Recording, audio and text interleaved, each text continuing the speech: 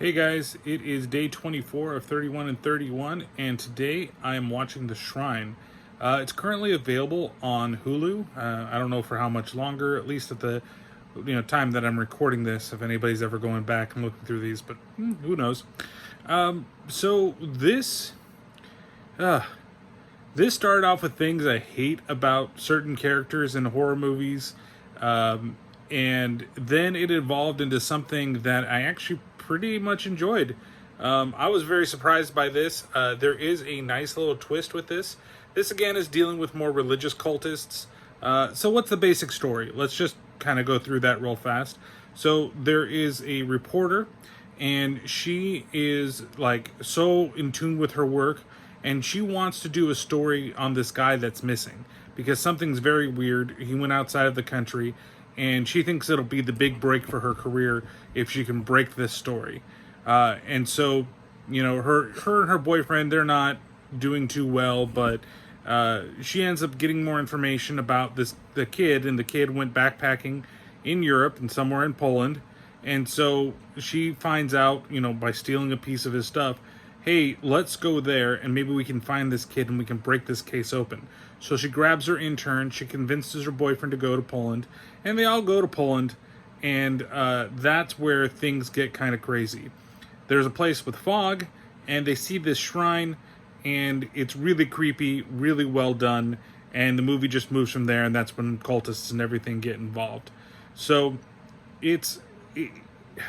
I like in those scenes in the beginning, and especially when they get to the fog, the green screen is terrible. It's obvious green screen, and I don't know if that's because this is a movie from 2010, and that the TV that I'm watching it on, the resolution's much better, and maybe back then it would be fine.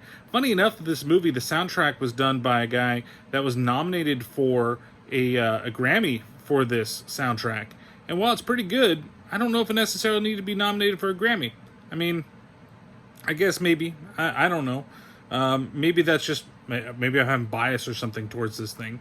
But the problem is that there's only one smart fucking character in this movie when things are getting all creepy and whatever. And of course, this reporter chick, she's got to be, no, we need to go. This is, oh, nobody knows that I'm here. And that's why all the shit goes down. Nothing would have gone down if they had just fucking left the place like her boyfriend wanted to after he found out that she lied to everybody and she's there and she's not supposed to be there. The one thing I wish that they had done, which I thought would be a lot better and actually kind of cool with the movie, was a lot of it is in, I believe it's Polish, but it could be something else. And I wish there were subtitles for it. Because every time that they start talking, the cultist people start talking, I don't know what they're talking about. But at the same time, I think that leads to the twist that kind of goes on towards the end of the movie. And that I can admire at the same time. So it's one of those, the little that you know about what's going on, the better that everything's going to turn out. And it honestly offered some pretty good gore scenes as well.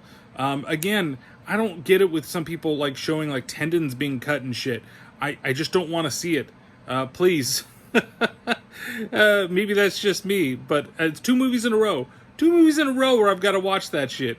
And it's just hard, especially when they go after feet. Oh, they go after ankles and feet. It's terrible. But I didn't think it was that bad. It started off kind of bad, and then it just kind of evolved into something much better.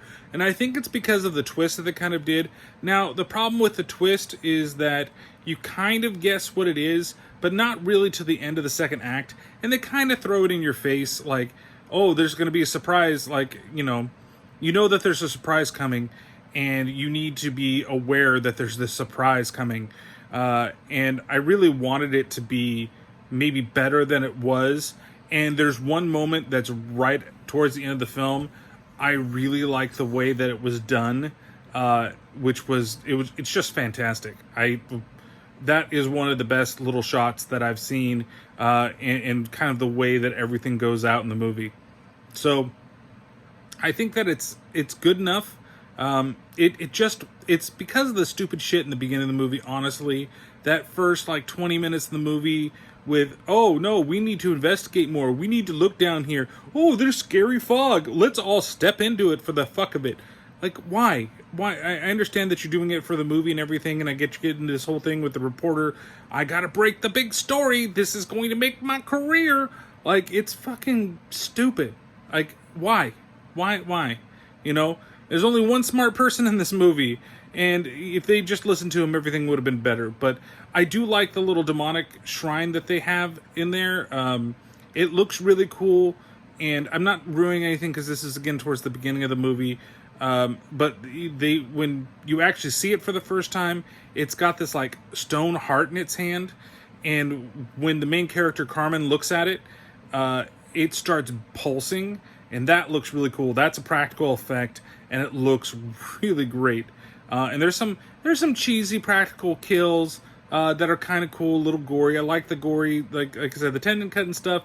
While disturbing to me, the practical effect of it I thought was pretty damn good. And then I actually really enjoyed some of the crappy makeup for the demon face people when you see it. It's funny, it's laughable, but it made it enjoyable at the same time. So like, I'm totally cool with it. So it's not like, it teeters a line of being good and being so bad that it's good. And it doesn't quite just get there. I want it to do a little more, and that's why I'm just going to give it 3 out of 5 eye spikes. It could be much, much better. I think if you got, like, the acting of the main girl, Carmen, is like a 50-50. There's a part in the movie where she actually, I thought that she's great, but as Carmen, the reporter that has to get the story, I was like, oh, this is terrible. Like, why am I doing this? And even Marcus starts off kind of crappy, the guy that plays him, but then I like the guy towards the end of the movie, so it's weird. Sarah, I could really care less for. But yeah, and then all the people that play all the cultists, at least the main people, they're all pretty good. I mean, I don't speak Polish, so, or maybe it's not. Maybe it's just a language that they're using for the film. So make sure that you check it all out. Thank you guys again for watching. You'll see the playlist come up on the left over there, or my right, whichever that happens to be when you're looking at it. And again, thank you guys for checking out, those that have been checking out these 31 little mini horror reviews, and we'll see you next time. Don't forget to check out the podcast that was just recently released on 31, available on all your favorite podcasting platforms. All right, thanks guys. See you later.